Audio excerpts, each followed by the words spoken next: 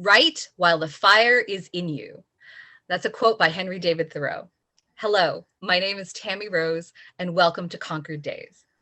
I'm here with my friend and collaborator, Richard Smith. Nice to see you, Tammy. My name is Richard Smith. I am a Concord historian and writer.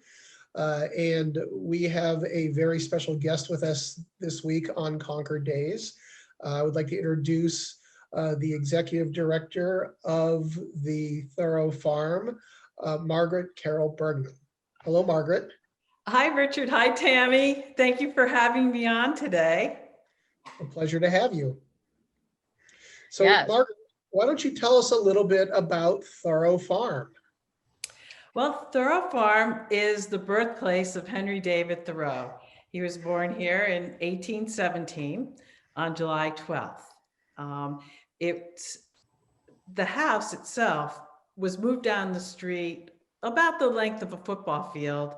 And Richard knows more about this because he's been a tour guide at Thoreau Farm in the past. But I say 1835-ish, around then. And the house was in private ownership for many, many years. And most recently, about 20 years ago, the owner of the house died, and it was available. And the town of Concord and a nonprofit group called Thoreau Farm Trust got together and purchased the farm and the house and renovated the house, and the farm is owned by the town of Concord, which they rent out to Gaining Ground. And you are sitting in the room where Henry was born, correct? That's right. I'm in the birth room. And you have all of his family looking over your shoulder. I know, but I have Richard looking right in the other direction over my shoulder too. And we have a wonderful tour of the house that Richard had done for us, graciously had done, and it's in 3 parts. And you can find it on the website, www.thoreaufarm.org, under video tours. And it's really good for school groups. We've had people from all over the country, hoping to come here, and then, advising them to take the video tour. So it's been a great educational tool. Thank you, Richard. Yeah. You're welcome. And I'd like to say also that the Thoreau Farm is not necessarily like a traditional museum, right? It's not really set up with furniture of the period where you can't really touch anything. The birth room that you're actually sitting in, you use for like essentially a writer's retreat, right? Can you talk about how you bring writers into the room as well? Yes, I can. The Thoreau Farm, you're right, Tammy. It's different than the other house museums, which generally will recreate the period with furnishings. And in some instances, will go and actually acquire some of the possessions of the historic owners. Thoreau Farm is carefully curated to be more of an experience and to interact with Henry's work. So we have signboards throughout the house where there'll be quotes, and you could see what was going on in Concord during the time when Henry was here, and then a quote from Henry, and then time to reflect and think about, what can I do today? That's the big message. How can I live a deliberate life? And one thing that makes the experience wonderful are our tour guides. I would say each and every one of them, if they haven't written a book, they're an independent scholar, and they've researched Henry David Thoreau. Richard has written 5 books. And Corinne Smith is another tour guide. She's written about 3 books about Henry. So we're very lucky to have very serious and talented Thoreauvians at Thoreau Farm. So the birth room, instead of making it into a nursery, and most recently we were asked if we wanted a mid-19th century cradle to put into the birth room. But rather than create that, it's a writer's studio. And so people can, for a nominal fee, they can come and spend the day here and write. We also have a writing program, and part of the writing program is you get to come to Thoreau Farm and write in the house where Henry David Thoreau actually lived, or in the room where he was born. And, we're doing that over Zoom now, but we hope to reconstitute that or reinstitute it rather Yeah. in the fall. Yeah. Yeah, No, I think go ahead, that's Richard. what sets Thoreau Farm apart from the other house museums. I always call it a museum of ideas. And so, when I'm giving a tour of the house, I think that I've had some of the best discussions I've ever had, because when you're giving a regular house tour, you're just pointing out, well, this is the room, there's the couch, there's the bed, blah, blah, blah. Whereas when you're at Thoreau Farm, you're talking about the things that influence Thoreau and his life and times. And so the tours are more of a rolling conversation with the people that are in the room with you, and look, if you want to see Henry's stuff, you can go to the Concord Museum. If you want to really experience Henry, go to Walden Pond. But at the house, we can talk about what made this guy the person that he became. We can talk about Emerson and the Alcotts and transcendentalism and the Mexican War and slavery and anti-slavery, and really kind of throw into the mix everything that influenced Thoreau throughout his life. And I think that's what makes the museum, the house, more unique, or the most unique out of a lot of the houses that we have in Concord. Yeah. And to also describe the physical setup, you drive into the driveway, there's a generous parking lot, but you can also see the farm that Margaret was talking about, that the town of Concord rents out to Gaining Ground. And you look at the building itself, and there's a wing that has been built onto, create modern facilities. So there's a bathroom there that I'm sure Henry and his family would have loved to have access to. And then you walk in, and there are offices on one side. And the idea part that Richard is talking about, there's sort of a mini conference room on the first floor. And then you walk upstairs to the birth room where Margaret is sitting. And that's sort of the writer's retreat. But there are offices, and there are there's a lovely modern piece to it as well. The two rooms that are the idea rooms that I like to call, can you talk about the widow's third and how you wanted to preserve, those rooms as Henry knew them?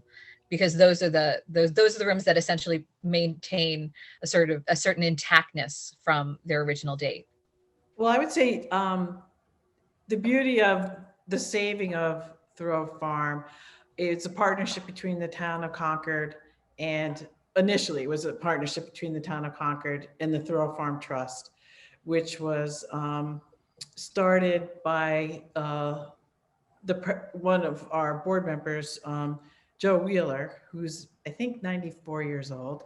And Joe had a big career in the federal government. He was part of Jimmy Carter administration, President Carter. And Joe grew up, as I said, this house was moved down the street about the length of a football field. And Joe grew up in the actual location of where Henry was born. And he likes to say that he was born himself in the same airspace, because he was born in the room in the east corner, the second floor of the house. Yeah. So the house was sold. It was in very bad repair, and the town of Concord sold it to Thoreau Farm Trust for $1 with a provision. I don't know if it was $1, but it was a very nominal fee for the provision that that this group would renovate the house. So before they could enter into that situation, they had raised $1 million to redo the house. But part of the deal with the town was you had to preserve the rooms that could be preserved. And so now the difference between Thoreau Farm and other houses, older houses in town, is that poverty kept Thoreau Farm in its pretty much the way that it was in 1817 because it was never gut rehabbed. And so things weren't torn out and they were just covered. They were covered with paneling and linoleum and things over, many years that were popular, shag carpeting, I suppose, at one time. And so when all of these layers were removed in the birth room, what you see is the paneling, and Richard can jump in and correct me, but the paneling which is what was there in 1817, and the floors, which are also original to this room. And the ceilings are, half of the ceiling is the original horsehair plaster, and the walls are the original horsehair plaster. And then the other half of the ceiling is dryboard. So part of the deed restrictions on the house is that we can't change anything that was original that was saved. So you can see throughout the house where there's original paneling or original ceilings and walls, we still have those. You could see that on the front stair pretty much. But in the room downstairs, that was all, it was beyond repair. So that was all reproduction work, except for the ceiling in the room downstairs. And some of the doors had to be widened to meet handicap accessibility regulations. So, and there's a lovely book about all of this, the restoration process and just gathering all of the people together to actually save the house. Right? Yes, you guys have celebrated your birthplace, and it's by Lucille Stott, who was the editor of the Concord Journal, and she was also a president of the Thoreau Farm Board of Trustees. And this documents the whole private-public collaborative. And so groundbreaking was this. Thoreau Farm was recently approached by the General Patton House people up in north of I say in Essex County. I forget the name of the town, that they wanted to enter into a public-private partnership with their town to restore that house.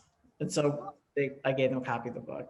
And for the people who are watching us from other parts of the country, hopefully, Henry Thoreau and his family lived in many, many, many, many places.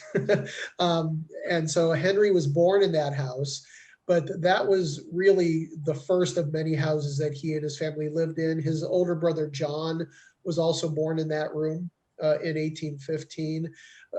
But the Thoreau family was actually at that house, which was Henry's maternal grandmother's house for just a very few years.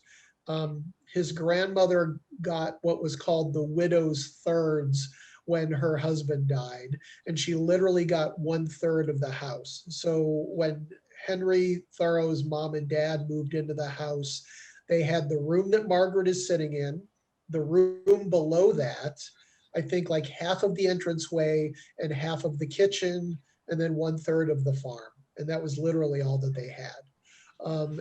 And so they were only there for a very short time after Henry was born. I think he only spent the first 8 months of his life there.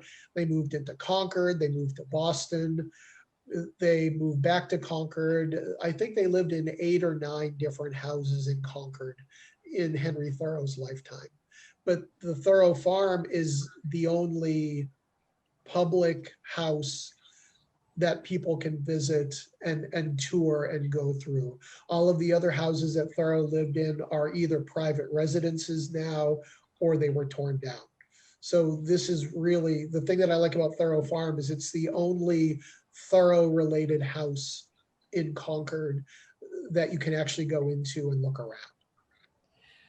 Yeah. And Richard, Henry's mother had lived here with her mother and his uncle during their childhood, late childhood, right, through early adulthood, and then his mother came back with her husband, and they farmed here for 5 years, and then the family eventually lost the farm.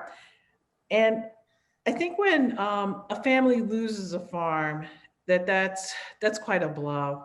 And I think that it informs, I think in a way it informed his writing, because his mother had grown up here. She had talked about it. And then there's that emotional thing when you lose your home, your farm, and your livelihood. Mhm. Um, And your stability too, because if it's where his mother grew up, that's the place that she, or she had spent time there. And like there's one quote about Henry remembering his mother talking about it, I think, where he talks about, and Richard, you help me here, where he talks about her sitting on the front step or something, or listens to Oh, the clock. yeah.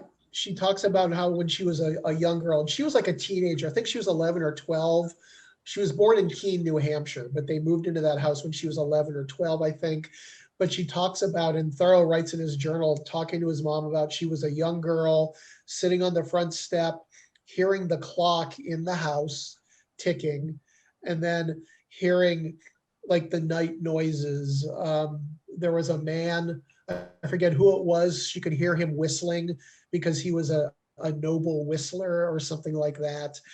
And Thoreau writes a lot in his journal about night sounds. He writes about hearing drums in the middle of the night when he's walking through Concord, and his mom would hear the cows and the clock.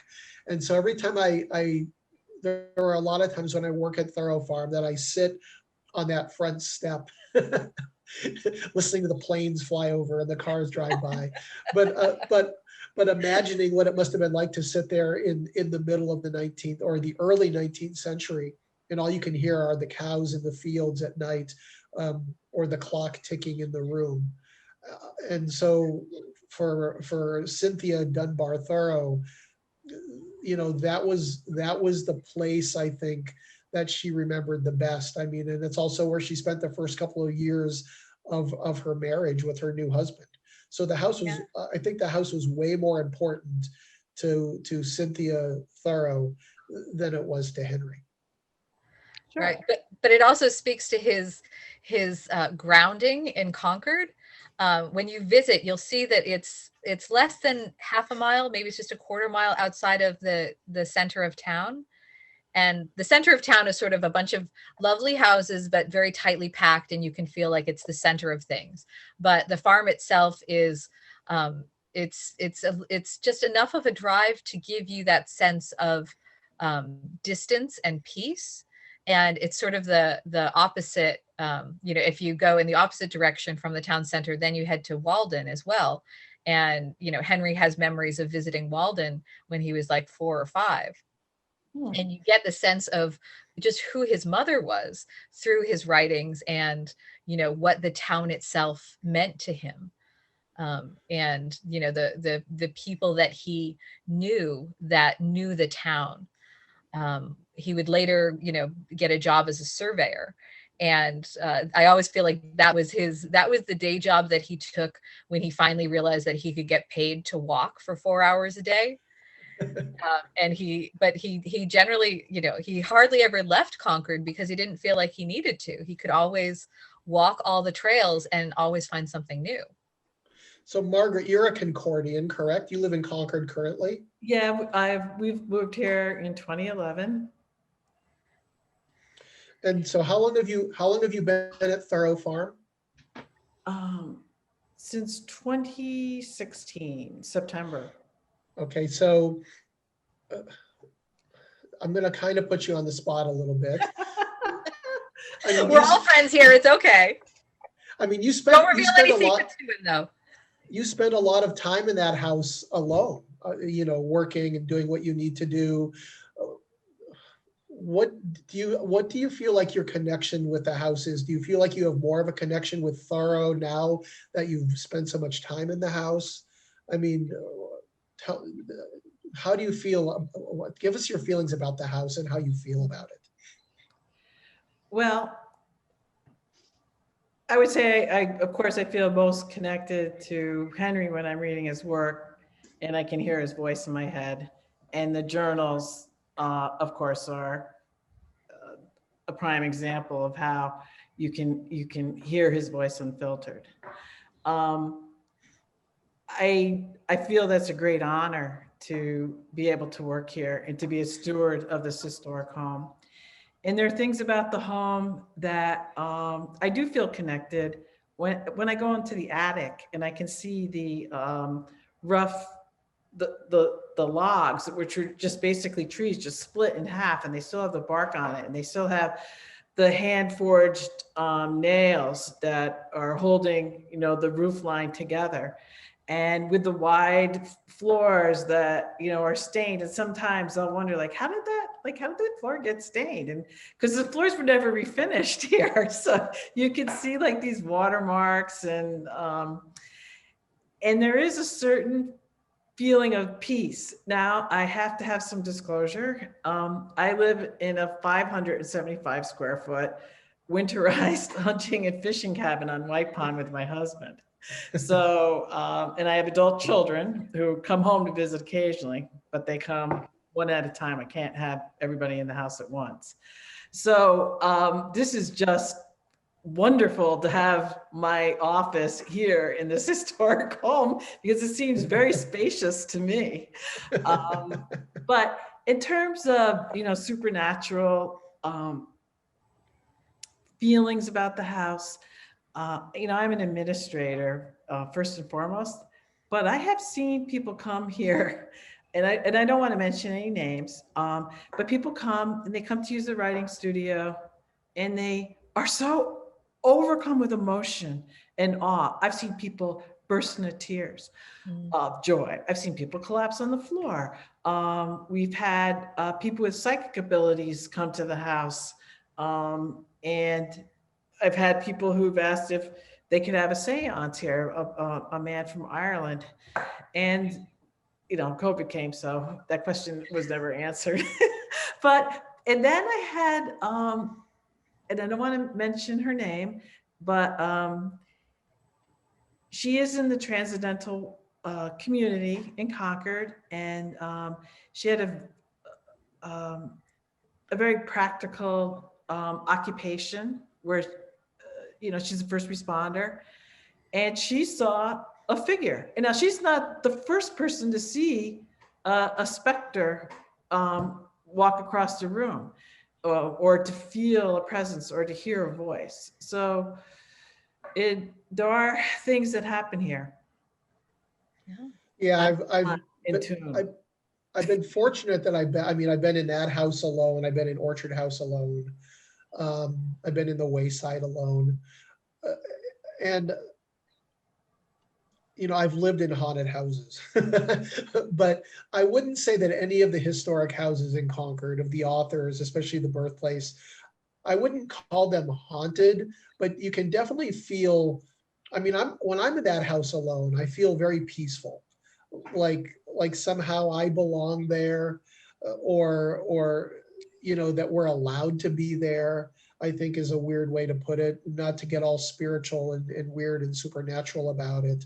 But there definitely is, there have been a lot of people have lived in that house. Throughout the 19th into the 20th century, it was a boarding house for a long time. So families would come and go. A lot of people, mostly nameless people, have lived there in the existence of the house. So who knows what spirits are floating around, or what kind of vibes have been left behind. Exactly. I'm sure they're all friendly. And the house was built before Thoreau in 1732, right? Yeah. By a Wheeler, by a Captain Wheeler. And so there are people who certainly have been born and died in this house before Henry was born here. And that's, Richard, that is the way that I feel. I feel that it's an honor to be here. Yeah. And also to sort of make a meta observation about what it means to talk about history and the residents of Concord that are only a little more than 200 years, born, Henry was born in 1817. It's just a little bit more than 200 years before us, which is actually not that long ago. But I always feel like the whole thing about, the idea of haunted houses, or, the possibility of seeing spirits, is something that brings people to places. But then I feel like you enter them and then you get transformed in a completely different way, where you do feel overcome with emotion, or, it's not that you have to come and see a spirit, but you come and it changes you somehow. And I feel like that's one of the most, and I've never felt that way about almost any other historic town. But I feel like when you come to Concord, you really do get a sense of what those people were about. But then you also get a sense of the historians nowadays, and the experience of I always find the experience to be very layered and beautiful. And I feel like it's kind of consistent among all the historical societies, where every house you visit does have a different appeal to you, and you can find something that resonates with you, even if you can't quite, articulate exactly why. I'd like to point out that, well, I mentioned that Joe Wheeler, one of my board members, grew up on Thoreau Farm, and his family had a working farm. And Joe had, over the years, he was able to like collect Indian artifacts like spearheads and arrowheads. Yeah. And this land, we shouldn't forget that it was originally the ancestors of the land, I guess, are the Native Americans of the Niptuck tribe. Yep. And that's something that Joe wants us to incorporate into our interpretation of the house. And Yeah. to remember. So we might also be getting, spirits from thousands of years ago when we're out walking around. Yeah, absolutely. And Henry had a very strong connection to Native Americans. He left behind what are called like the Indian notebooks, and they're 13 notebooks of essentially just notes of books that he had, borrowed, or, places, things that he had heard. There's not a lot of original writing in any of those notebooks, but people are sort of left to wonder. And maybe from a modern standpoint, it's completely different from what Henry was experiencing. But because in his time there was the idea of the noble savage, and there was so much going on, especially in America, about just reducing the number of Indigenous people. Both him and Margaret Fuller, when she went and wrote a book called Summer on the Lakes, about her travels to the Great Lakes in 1843. Henry actually almost retraced, or didn't quite retrace her steps, but he went all the way to Minnesota the year before he died in 1861. And the difference of those 20 years is really huge. And I think it's actually very important for us to study not only the Nipmuc tribe, but the rest of the politics in America. Henry's mother was part of the Concord Female Anti-Slavery Society, and that group signed petitions in support of Indigenous people, for whatever good it ended up doing, because America was sort of set on manifest destiny. But there was a movement afoot to help not only Native Americans but also enslaved people, and to help create some kind of equality for all. So I definitely believe, and I've met Joe Wheeler, he's lovely. So I'm glad that he's pushing that aspect of it. So Margaret, it's a new year. We may or may not be affected by COVID coming up. What's on tap for Thoreau Farm? What kind of programs and events do you have lined up for the year? Well, we're doing the Right Connection, our writing program and authors talks, which we do with our friends at the Thoreau Society. And I should mention that the worldwide headquarters of the Thoreau Society are right here on the other side of this wall at Thoreau Farm. And Mike Frederick is their executive director. So coming up, we have author talks with authors interviewing authors. So Megan Marshall, who, since you guys had mentioned Margaret Fuller, who I think she won a Pulitzer Prize for her biography of Margaret Fuller, is interviewing Holly Jackson about her book about 19th century radicals. And then Alan Lightman, who's a physicist, and he lives in Concord, and he's done a lot of amazing things with physics, and he created a nonprofit for women. I think I don't Indonesia, maybe it's an Asian country, where to help them go to college and develop skills to basically control their own lives through businesses and being entrepreneurs.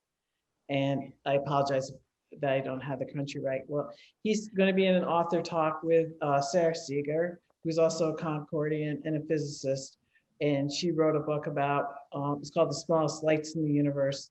And it's a memoir about her life and becoming a widow at a young age and the intersection with physics and science. So those are two big talks coming up at the end of January and in the middle of February. And our writing program, The Art of Joke Writing, will be featured in the end of February and March with Boston comedian Kathy Ferris. And we will also have a write your own memoir class with Nancy Showett West, who's a Boston Globe correspondent. So you can find out more about those programs at our website, thoreaufarm.org.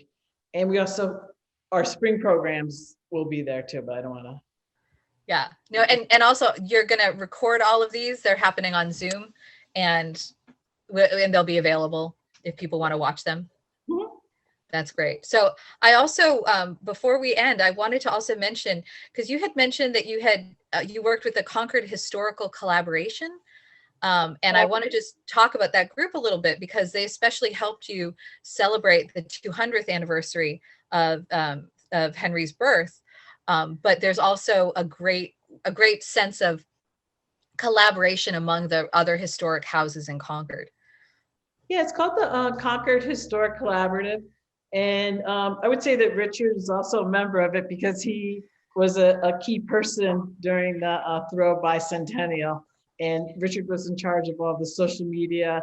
And we had a calendar of events where I think there are normally 14 organizations in the Concord Historic Collaborative.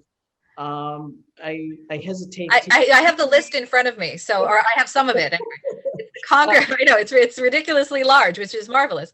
The Concord Art Association, the Concord Chamber of Commerce, Concord Free Public Library, Concord Museum, Concord Carlisle Adult and Community Education, the Emerson House, Louisa May Alcott's Orchard House, the Old Manse, Thoreau Society, Walden Woods Project, the Wayside at Minuteman National Historic Park, Thoreau Farm Trust, Walden Pond State Reservation, and the Robbins House, and the list goes on. So it's Council of First Parish. Yep. There's a lot. It's a very healthy organization. We work together, and on the planning of the 200th, all the organizations got together, and we didn't plan one huge town event, but there were some collaborations between some organizations, panel discussions, or maybe there might have been a musical event or a party. And so we collaborated where we could, and we're getting ready. We're after COVID we offer courses through the Concord Carlisle Continuing Education Program, and we'll start up again after COVID because we want to bring people to our sites. It's important. Of course. And I love that everybody is working together, planning together, and, everybody has their own, they've planted their stake. They have their own piece of history to talk about. But it's marvelous to know that there's a group that is coordinating everything and supporting everybody that belongs. Yeah. So it's hard to believe that Thoreau's bicentennial was not even 4 years ago.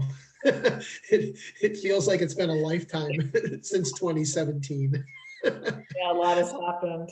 Yeah. Well, and Margaret, I just wanted to thank you for also putting together things like the Right Connection and all of the talks that you've been doing, because during the whole time of COVID, you keep having events, you and the Thoreau Society and lots of others, but I will admit that yours is one of my favorites. Oh, thank you. Um, I'd yeah. like to say that the Thoreau Society and I are partners, and Thoreau Farm are partners with these talks.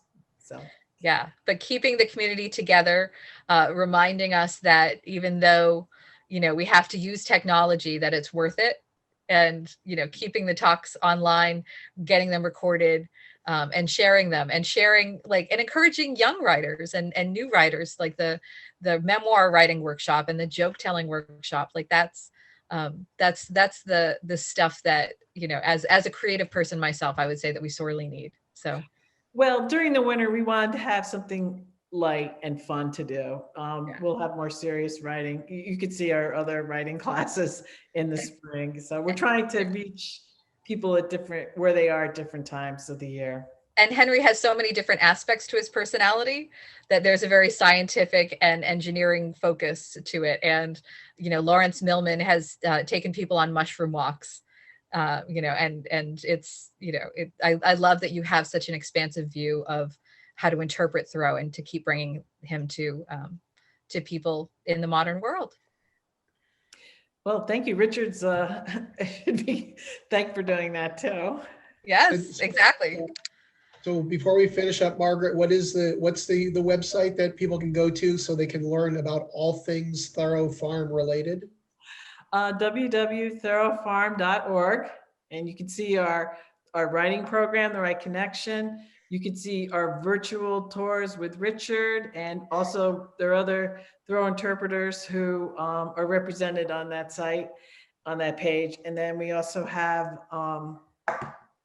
and you have a blog as well. We have a blog where you invite different writers, and we will have all these links as part in the description section right below this video on YouTube as well. Yeah. Well, Margaret, thank you so much for joining us today. We really appreciate it. Well, thank you for having me. It's been quite fun, and thank you for setting this up. Absolutely. Thank you both for all of your hard work. Both Henry and I appreciate it. Thank you, Tammy. And thank you, everybody, for joining us this week on Concord Days. Have a great week.